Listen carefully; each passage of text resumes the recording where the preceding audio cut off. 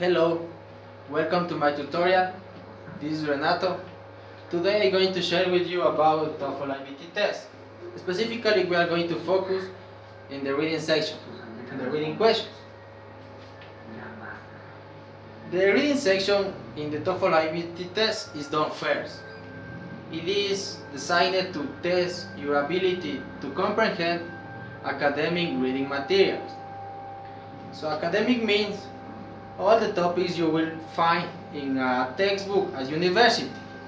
All kinds of study from chemistry to literature to psychology you will have in those kind of passages. Those passages are about 700 words of length. Typically you will have 3 reading passages with 12 to 40 questions for each passage you need to answer. Each passage is tamed separately. Each passage is tamed with 20 minutes. So that means if you have 3 passages, you will have 60 minutes to answer. But in this kind of test, you can also have up to 5 passages. That means you will have to deal with 70 questions, and the time allowed is 100 minutes. There are 10 types of reading questions and 4 different kinds of formats used. Most of the questions are worth 1 point, but there are some other questions that are worth more than 1 point, specifically at the end of the reading section.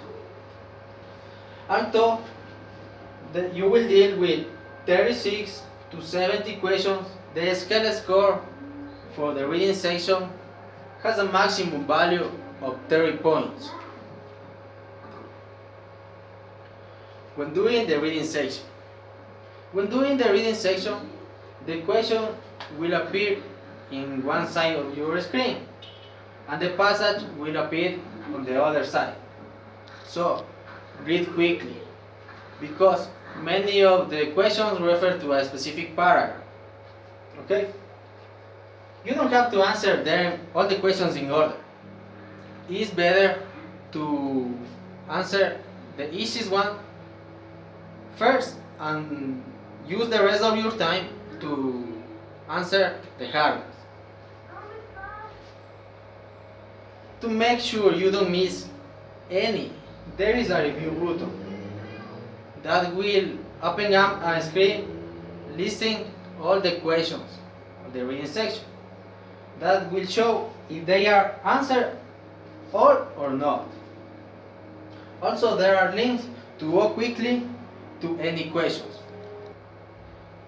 Even though your English is not good enough, you don't have a good level of English, you will be able to answer all the questions because of all the information you will find in the reading passage. Type of questions. How to identify and respond to different kind of questions. Vocabulary questions. Vocabulary questions ask for definitions of specific words that are closest in meaning to all 4 possible answers, as you can see in the example. To identify those kind of questions, you have to be familiar with this statement. The word or phrase is close in meaning too. To answer these kind of questions, you have to be aware of all parts of the speech, because you know that words have different meanings depending whether it is a noun or a verb. Reference questions. Reference questions require a solid knowledge of adjectives and pronouns. To identify this kind of question, the following statement is present. The word or phrase in the passage refers to, as you can see in the example, the word which in paragraph 5 refers to Sun, sky, clouds, or tornado. To answer this kind of question, it's better when you are reading to practice connecting pronouns with adjectives to the referent to have a better comprehension of the general idea. Paraphrasing questions. Paraphrase means saying the same thing in similar words. In TOEFL, paraphrasing questions ask you to choose a sentence that is most like a highlight sentence, like in the example. To identify this question, you will have the following statement. Which of the sentences below expresses the essential information? As you can see in the example. Which of the sentences below expresses the essential information in the sentence highlight in paragraph 1? To answer these kind of questions, it is better to use punctuation, such as comma, to break the sentence down into parts, to have a better idea about the paragraph. Okay? Sentence insertion questions. Sentence insertion questions are also called coherence. In these kind of questions, you are required to take a sentence in bold and replace it right in the appropriate place. Like in the example.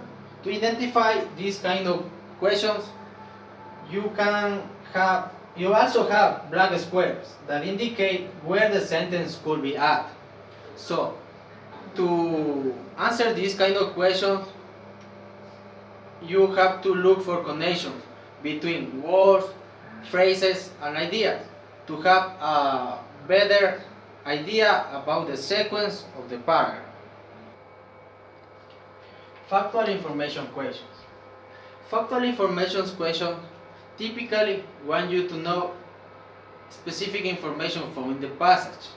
The easiest thing about these kind of questions is that it is always possible to find the answer directly in the passage. You can identify these kind of questions by looking at those words: state, indicate, imply, and suggest. You usually will have this kind of word in the statement, like in the examples.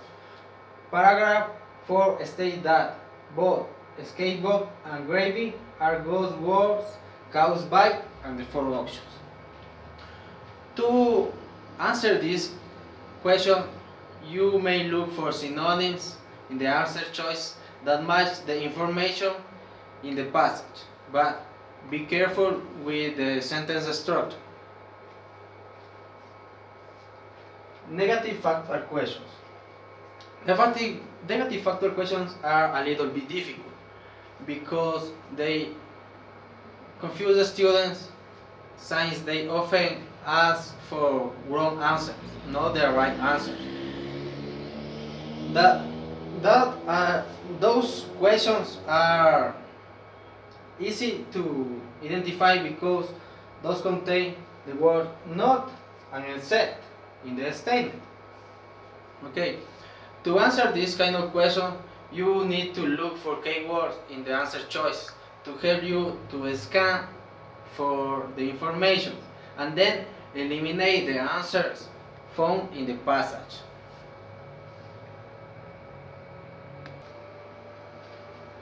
Rhetorical purpose questions. Rhetorical purpose questions ask you to understand the relationship between words and phrases to ideas around them in the passage. You will find this statement in this kind of question. In paragraph number, why does the automation discuss compare? To answer this kind of questions, it's a good idea to read one or two sentences around the key sentence to understand the relationship between the highlight information with other ideas.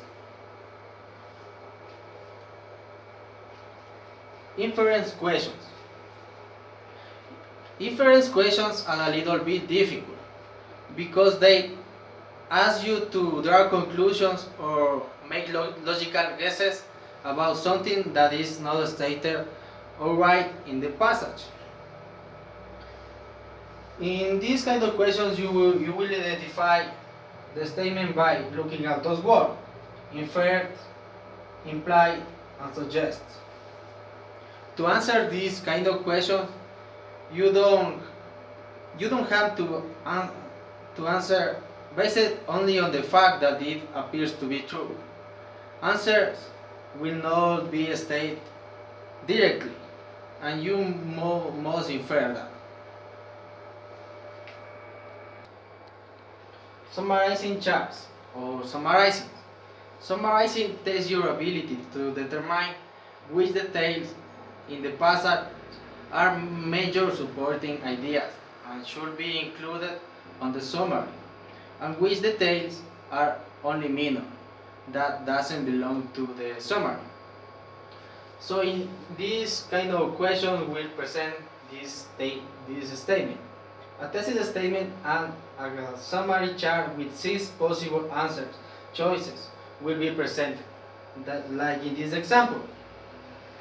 To answer these kind of questions, you need to look for 3 answers from the 6 provided, that are the main points in the paragraphs.